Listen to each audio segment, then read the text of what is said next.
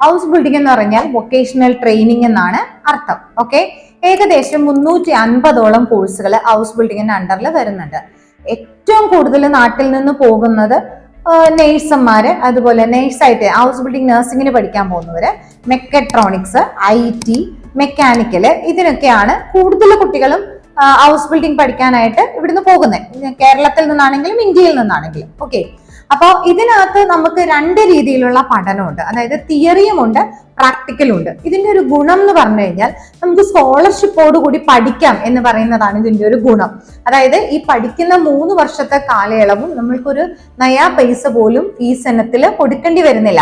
അതേസമയം പ്രാക്ടിക്കലായിട്ട് ചെയ്യുന്നതിന്റെ എമൗണ്ട് നമുക്ക് സ്റ്റൈപ്പൻഡ് ഇനത്തിൽ കിട്ടുന്നുണ്ട്.